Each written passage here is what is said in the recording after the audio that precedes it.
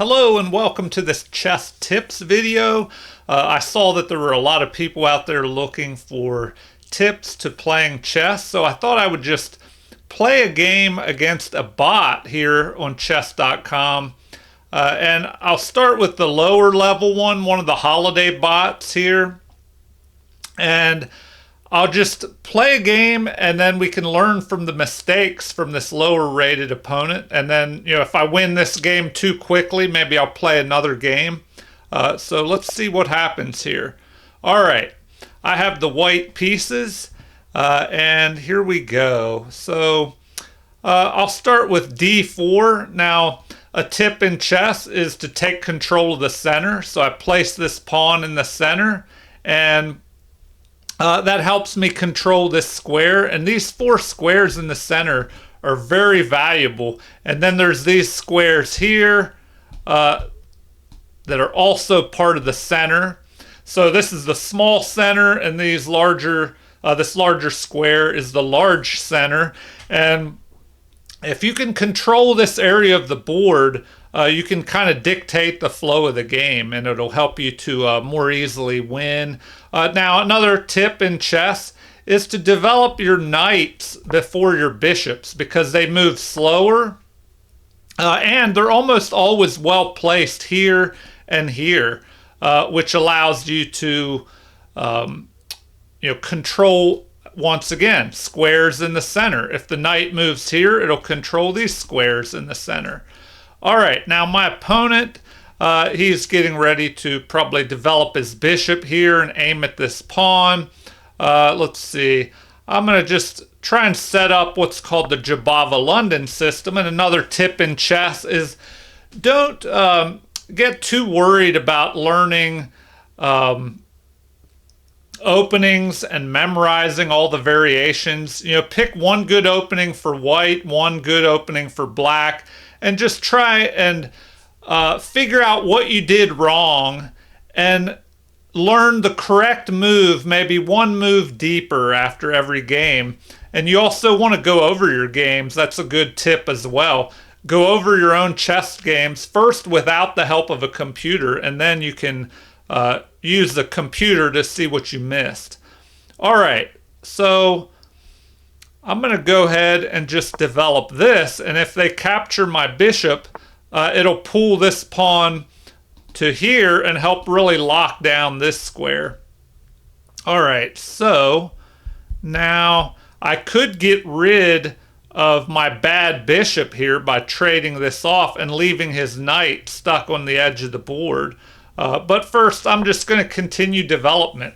So if we look here, I have 1, 2, 3 pieces developed, and my opponent only has 1 developed. So chess is like a race or a sports game where you want all your players in the action, off of the back rank, so off of the bench and onto the field, especially in the center where you can dictate the flow of the game and control things better. All right, and now my opponent is pushing these pawns, threatening to attack my knight here. I could just ignore that and develop another piece, which is probably what I will do here. So I'm just going to continue with development. And now we have him finally developing another piece, a bishop. So I could castle. I'll probably just go ahead and castle here. Okay, so we have a capture. I recapture, and now we'll notice that I'm locking down this square here with both of these pawns. Let's see, and now he's also giving me this pawn. I could just go ahead and take this pawn, I guess. Let's see. Why not? I'll just go ahead and grab that.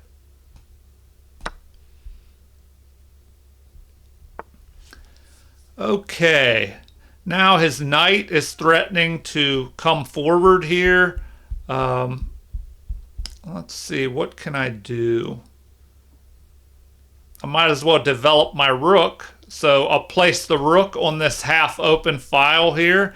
That's usually a good tip. Place your rooks on half open files where one of the pawns are gone, or completely open files where there are no pawns blocking their mobility, or you can place your pawns behind pawns that you've pushed forward or plan to push forward, or pawns that will be traded off, and then you'll have an open or half open file for the rook.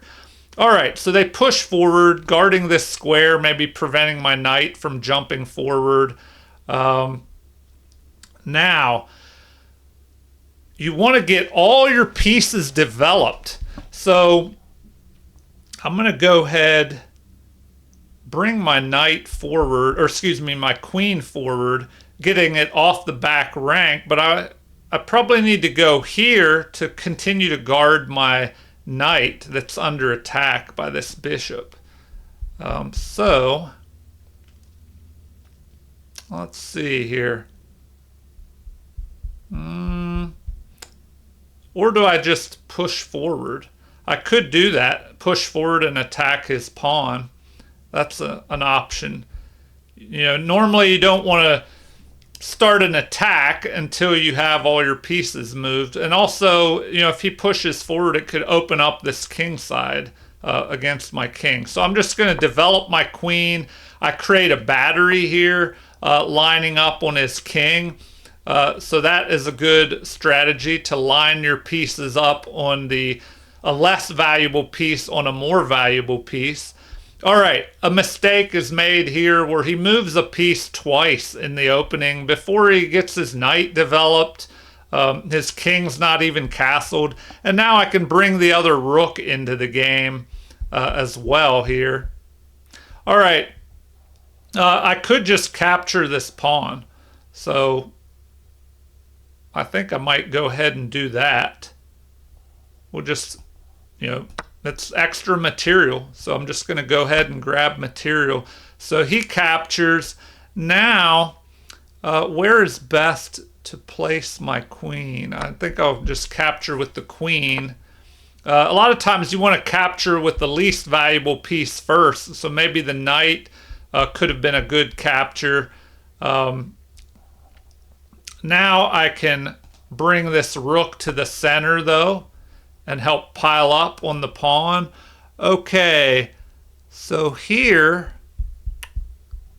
what do we want to do? Should we blockade? We could jump our knight onto this outpost. That's a good tip. Always look for outpost squares to place your knight on. But we don't want this pawn, pushing forward, harassing our knight here. So, maybe we leave the knight there to help guard this. All right.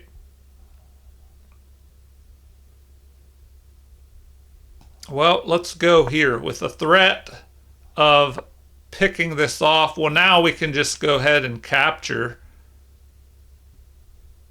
So yeah, this is a mistake. Retreating the knight back here that was guarding this. Now we can just go ahead and capture with an attack on his queen. So his queen moves. Now we could press this pawn forward. Let's see. Because he has this attack with two pieces versus my single piece. So when you're under attack, a good tip is to see if you have a way to ignore your opponent's attack in favor of a more valuable or more forcing counterattack against your opponent. So, that might mean a check. Or if I could attack his queen, but I don't know. I think I'm going to go here with a... All right, and now I have an attack there. I'll just... Well, should I bring the knight up?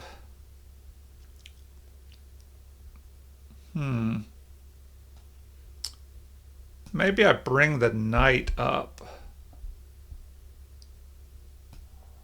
So I'll go ahead and just recapture that way. And then now I can drop my knight back or push the other knight forward. I can attack his knight. So, let's see. I could even double the rooks. But why don't we... Now he's threatening to push his knight forward. So a good tip is when your opponent has a knight that's threatening to move up the board into your position, he can't move here because I'm covering that square good, but he could move here, forking both of my pawns. That's a possibility. I could push this pawn to limit the scope of his knight on where it can go. But do we have a more forcing counterattack? That is the question. All right. Well, let's see.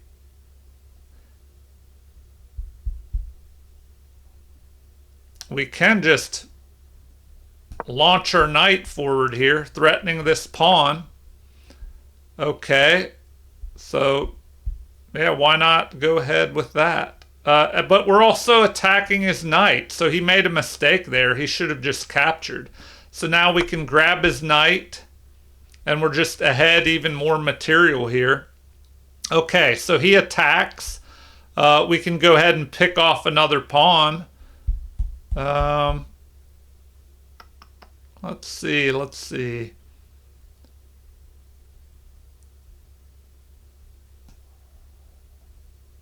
Do I want to go there, though? Why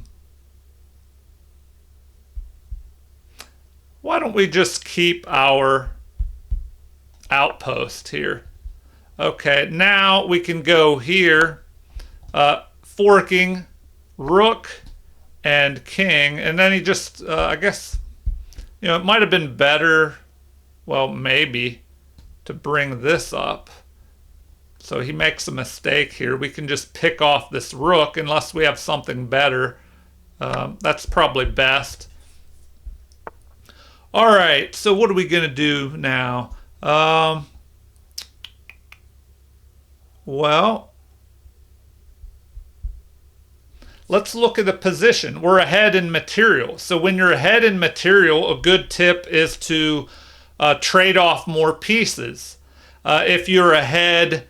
or excuse me, if you're behind in material, you want to trade off pawns.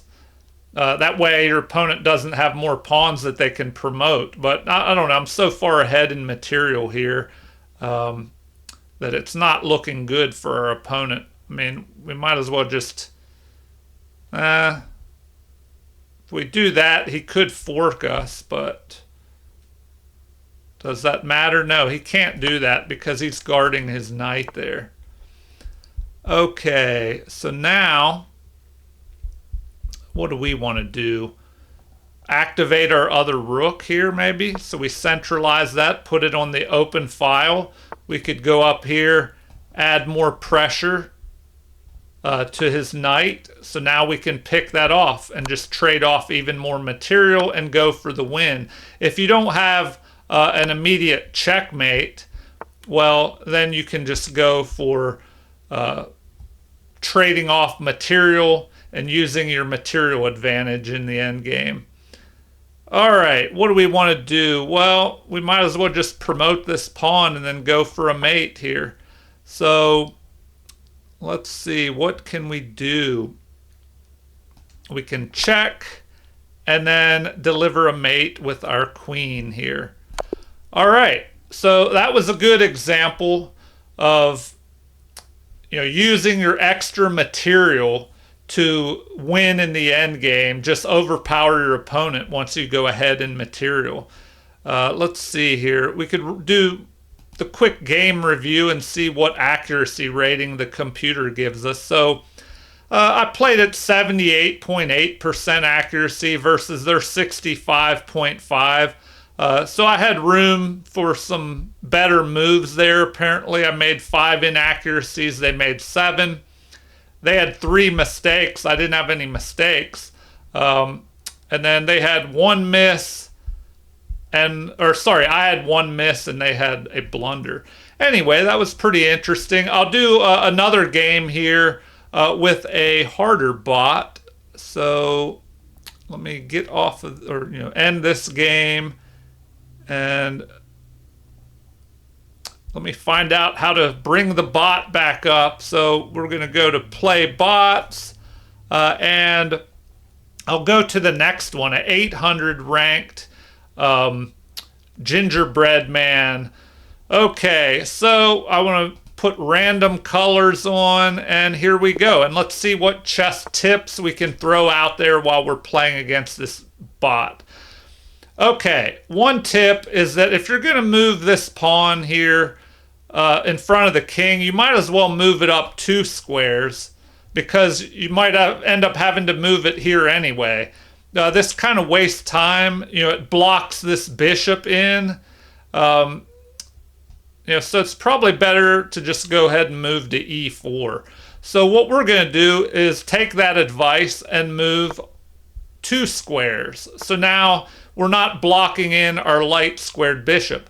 And a good tip is that if your opponent places a piece where you can attack it and gain time, that's usually a good idea. And try to find moves that accomplish more than one thing. Like this pawn move gained control of squares in the center, but at the same time it pushed away this bishop, forcing it to retreat, giving us time to continue our development. And by moving the pawn, it allows us to have room to develop our bishop. So now we want to go ahead and develop our knights because they are slower. So knights before bishops. Okay, we have an attack here of a less valuable flank pawn attacking our more valuable central pawn. So we could just go ahead and fortify that. We have different options. We could capture, but then that kind of opens the position up. After his bishop recaptures, he'll be lined up on this pawn here. So let's see, what would be best here? We'll just go ahead, push our pawn, fortify our center. Okay, now we can develop our bishop here, backing up the center even more. Okay, so this allows us to possibly capture this pawn for free. So we have to figure out if we want to do that, because then there's a possibility of a queen developing and attacking our bishop here. And if our bishop moves, the queen could come down here, attacking, taking a pawn and attacking our bishop. So a good tip is before you make a move, look for checks, captures, and threats in that order. So, is my opponent able to check me? No. Does he have any captures? Do I have any pieces that are unprotected? No. I have a pawn that's unprotected, but he's not attacking that at the moment. Do I need to look for any threats? Well, he has this threat of capturing here, but then I can just recapture with this pawn. So now, once I make a move, a good tip is before you make the move, visualize what might happen after you make that move. So if I capture and then he decides to attack, I have to be careful here. He could attack, and then if I tried to protect with a pawn, he could attack with his pawn and try and chase me away. And then his queen could go after this pawn. So it could be a little bit dangerous going after that. I think instead, I'm going to just develop a bishop and get ready to go ahead and castle. Okay, this is not a good move. You can probably guess that. Now he's moved his king, and he's unable to castle. He didn't develop a piece.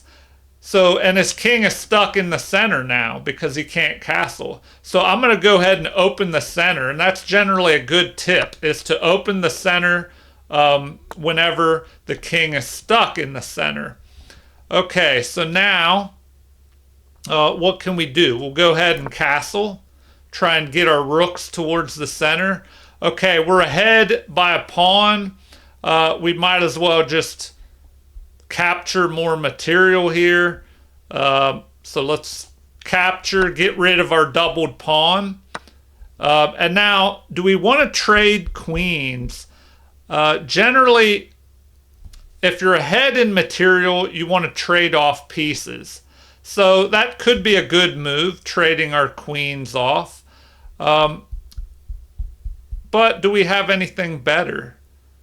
And we might want to keep our queen to be able to threaten an attack.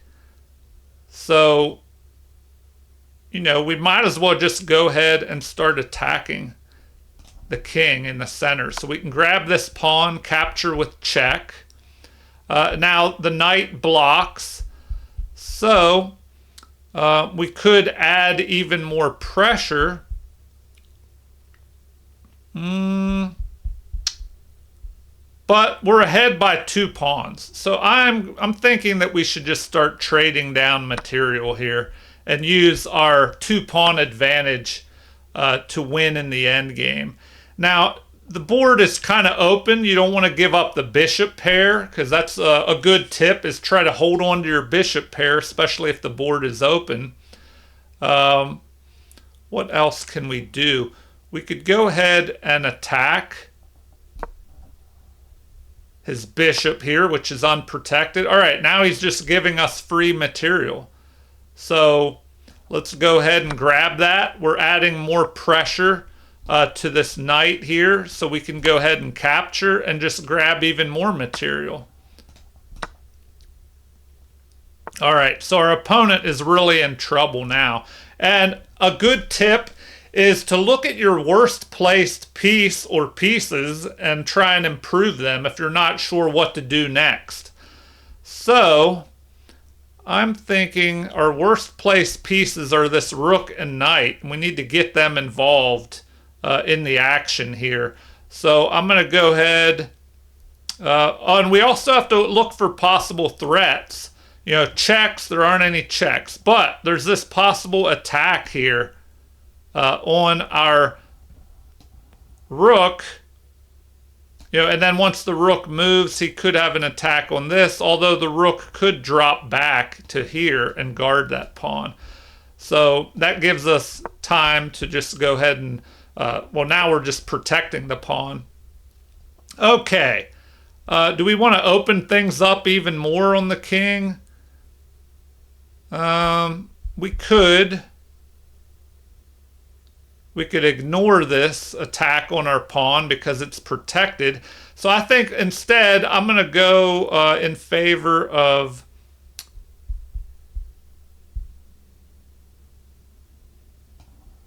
placing my rook on the open file here. Okay, so we have an attack. All right. What can we do? Well, let's go here. Now we doubled our rooks up. Okay, so we have an attack.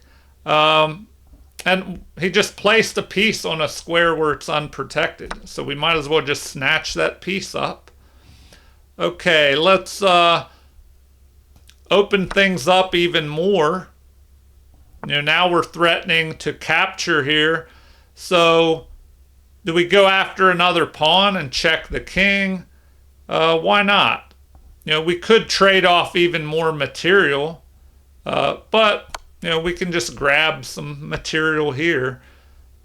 And now we need to move our knight and unleash the other bishop. So I'm going to go ahead and do that.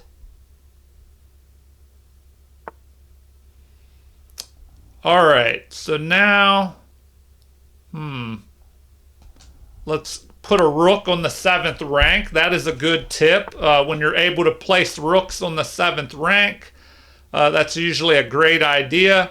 And even better is if you can place 2 rooks on the 7th rank. So I'm thinking we should probably go ahead and do that. Because, why is this so good? Because the rooks back each other up, and there's usually pawns that you can attack on the 7th rank. Okay, so we could just simplify things and trade off more material. But why don't we just start going after the opponent's king? So we can attack with our rooks, doubled rooks on the 7th. And then it looks like we can try and deliver a mate here. Okay, so we have a block. What is best here? Do we just go ahead and capture this way? Now we have a discovered attack here. And we're protected. So we also have a mate threat. So let's just deliver the mate. All right, interesting game there. I mean, I tried to throw some tips out that will be helpful for you in your own games. This is an example of how if your opponent is making mistakes, I tried to point out some ways that you can take advantage of those mistakes. Check, before you make a move, look for checks, captures, and threats in that order. All right, maybe I'll do one more game. Let's see here. Before I do, let's do the quick game review and see what the accuracy rating was. I played 92.6% accuracy rating in that game versus their 78. So no brilliant or great moves, but it looks like bad moves. My opponent had 3 inaccuracies. I had 0. They had 2 mistakes. I had 0, but I did have 1 miss. And my opponent played at a 1,000 rating level, and it looks like I played at 1,900. So, yeah, maybe I'll squeeze in one more game here and see what we can learn with a little bit more difficult opponent. These were kind of easy. So, let's look for the next level. It looks like we're playing Santa Claus here. So, for the holidays, that's a good theme. And let's see. Here we go. All right, let's see what he does. All right, a good move to start with. Playing e4. A tip, as far as what pawn to push first, it depends on your playing style. If you like to attack a little bit more, you might want to play e4 because those games tend to open up a little bit more. D4, if you push that pawn first, a lot of times the games will be more closed and strategic in maneuvering. All right, so here we have different options. I'll play it safe and see what Santa does. I'll play the Caro-Kann defense. So now my opponent has taken control of the center with both pawns, and that's a good tip to go ahead and do that in your own games if you can. But if your opponent tries to grab up the center here, you don't want to let them control everything. It's good to counterattack immediately in the center here. And now if they're defending, you can go ahead and capture, knocking out one of their valuable central pawns here. And then here, I'm going to play this. I immediately attack their knight. And once they capture, I have a choice here to capture away from the center or towards the center. Now, usually it's good to capture towards the center with your pawns because it brings a pawn towards the center where it can control more important squares. But in this case, if I would do that, it would break my pawns apart on the king side and kind of leave me with an isolated pawn, which can be an endgame weakness. It's harder to defend. So I'm going to capture away from the center, breaking the general chess rule of capturing towards the center because it keeps all my pawns together where they can defend each other better. And now I can just go ahead and develop and get ready to castle here. All right, so I'm going to go ahead and immediately castle. And I can centralize my rook. All right, so you want to look, before you make a move, check and see what your opponent's last move did. Ask yourself, why did they move there? Well, he may want to line up on my king side here. If he could get another piece attacking this square, maybe he could try and get a checkmate threat on me. So I'm going to go ahead and bring my rook out, pinning his knight to his king. So it's generally a good idea to line up a less valuable piece on a more valuable piece, even if there are pieces in between like this knight. But now this knight cannot move, and the bishop cannot develop because of this knight unless this pawn is pushed forward and it develops that way. All right, so, all right. These kind of moves here where you move a pawn early in the game, sometimes that can be a wasted move. You already have this pawn covering the square on b4, so maybe this is a wasted move. You need to get your pieces developed off the back rank. So I am going to develop my knight here, and then I can bring it here on my next move and fortify this pawn to prevent any kind of future threats there.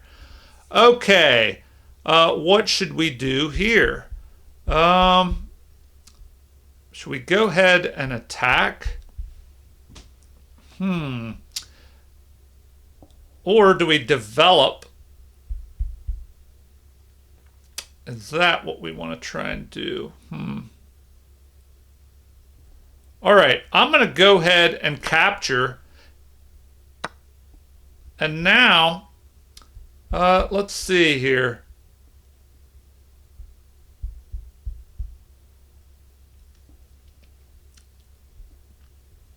Maybe I had a better move. I was thinking, I could attack this queen. And that's a good tip, is to, if you have the opportunity to attack more valuable pieces and send them running, that's usually a good idea. So what would be best here? I could move the rook up here and attack.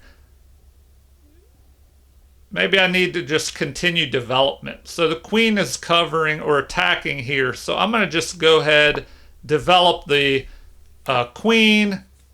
All right, now we have a further attack on this.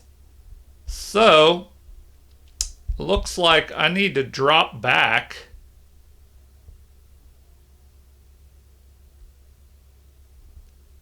Or do I press forward here?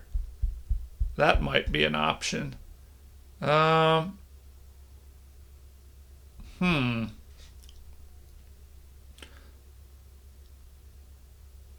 right. Well,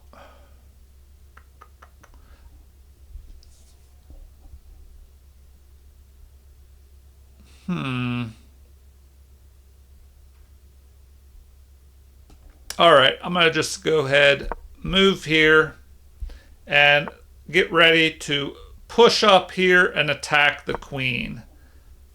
So I'll go ahead and do that. Now, let's see.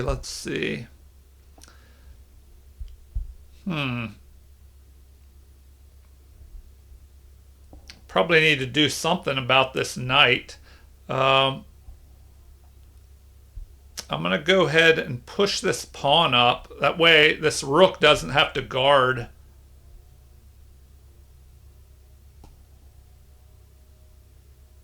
Oh, I have to watch out though. There is a possibility of his bishop moving here and attacking my queen.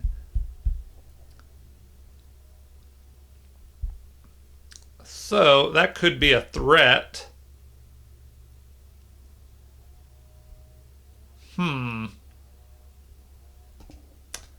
going to go ahead and centralize that bishop. All right, he captures. Interesting. Okay, so he gave up material. Now he's attacking my bishop. We could go ahead and attack his knight, but then, he could threaten to move here maybe. All right, let's go ahead and do it, I think. We will attack his knight. Now we can trade off some material. So we'll go there. Okay. Now what? Do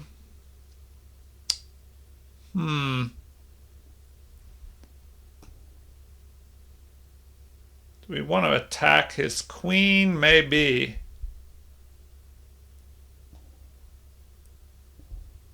All right, we'll attack his queen. Okay, so yeah, now we're just ahead in material. Let's see. Maybe next year we should play checkers. So that's what what Santa is saying. All right, we're ahead in material here. So by +2, we have a rook for a bishop. He has the bishop pair though. So what should we do here? Well, we could go after a pawn that's not protected. Generally, you want to trade off material. So we could try and get rid of one of his bishops, which would be to our advantage. If your opponent has the bishop pair and you don't, you want to try and knock out one of those bishops. All right. If we take this pawn, his rook could line up. But, I don't see him being able to take advantage of that at the moment. He would have to... we'll go ahead and grab up more material here.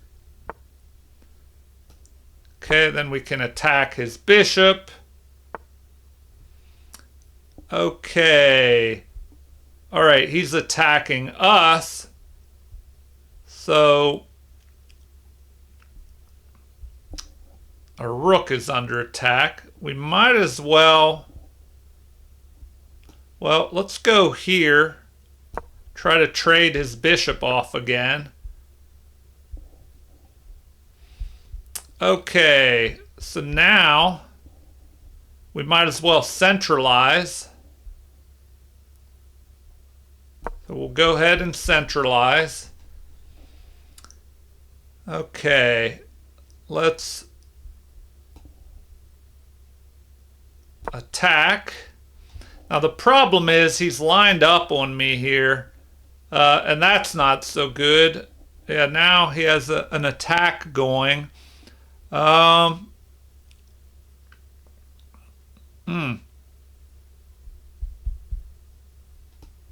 right, let's attack him. Okay, now he's just maneuvering around, making this a little bit difficult. So we'll go here.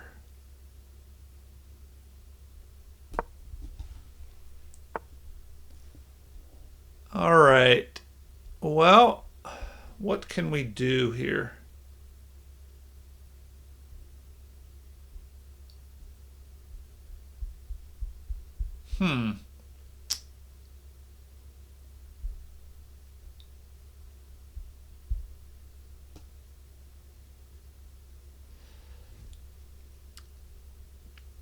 All right. Yeah, this guy is starting to get annoying.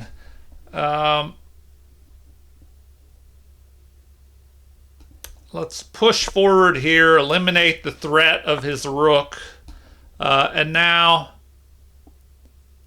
let's see.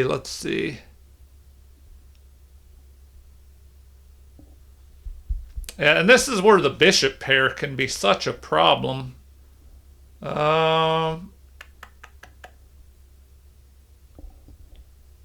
All right, I'm just going to push my king up here. I know it's lined up with the bishop, and you don't want to do that generally. Okay, so he pushes forward. Well, now we can just go ahead and capture. So why not do that? Okay, those bishops are becoming quite a problem.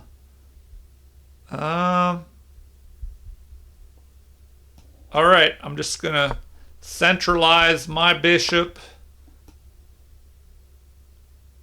Try to attack his.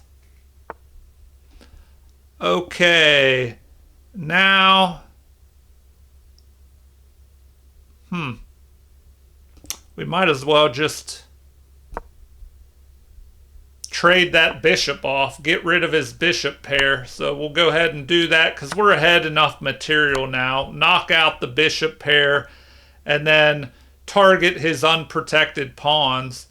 So, what do we want to do next? Well, I'm thinking we need to get this bishop protected. So we'll go here, drop back to here. Okay, so we'll go that way. All right. Well, we might as well snatch up another pawn. We'll go pawn hunting.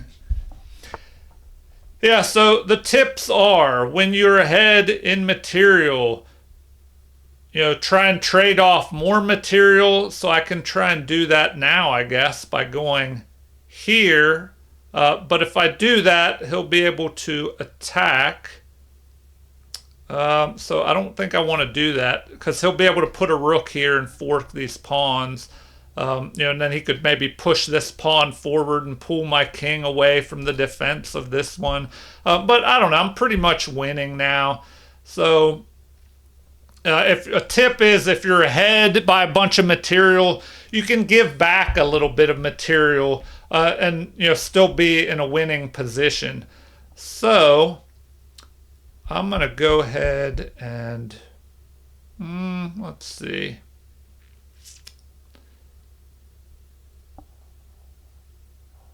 Let's just go ahead and trade off some material here.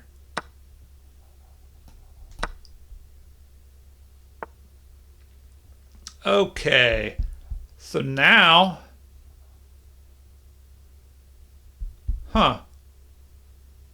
we could just go after this pawn if we'd like.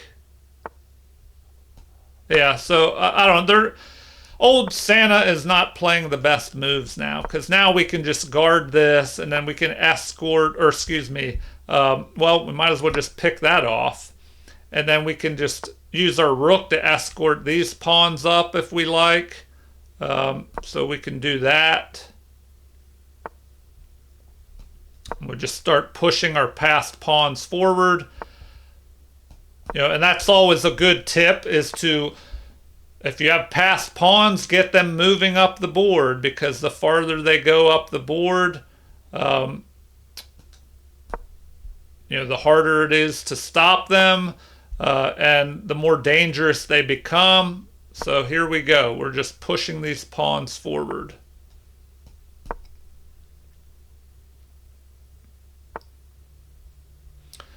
All right. So what now?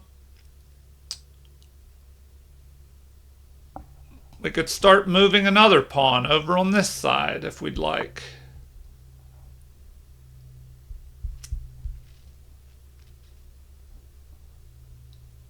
Okay. And we can just get our king further up into the action here. So here we go. Move this pawn up even further.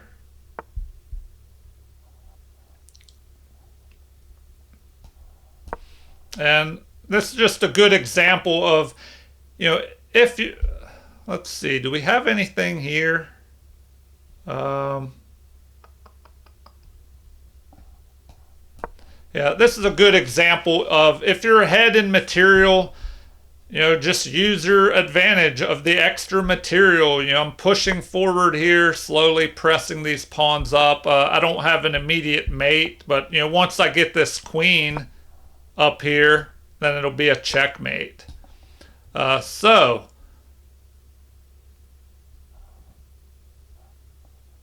we could just push forward, threaten a mate in one here. Okay, so he blocks that, but now we can just go here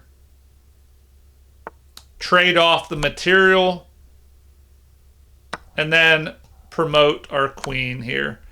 So now we'll just be able to win easily.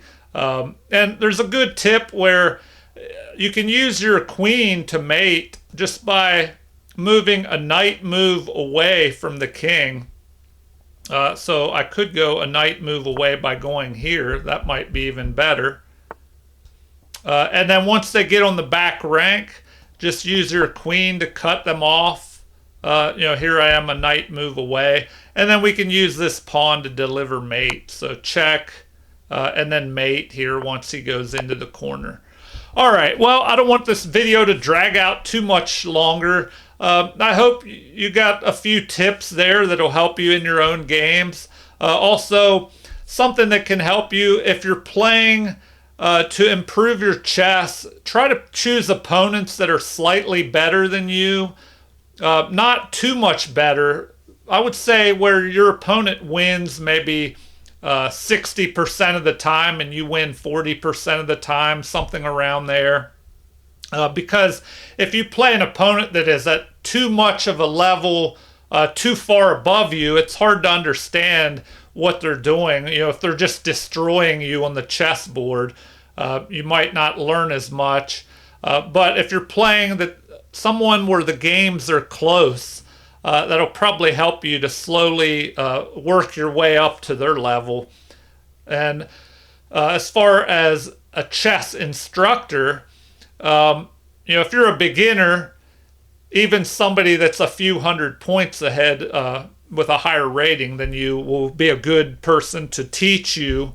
But as you improve, if you start going up to where you're above 1,000 rating, 1,200, 13, 14, well then you're probably going to want someone that's maybe 400 rating points higher than you. Once you're up to like a 1,500 level, you probably want a 1,900 player to teach you. But by all means, learn from as many different people as you can to get a different perspective by learning and playing against many different opponents.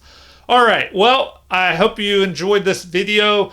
Feel free to leave any comments, like and subscribe if you haven't already to support the channel. Thank you for watching and have a super chess day.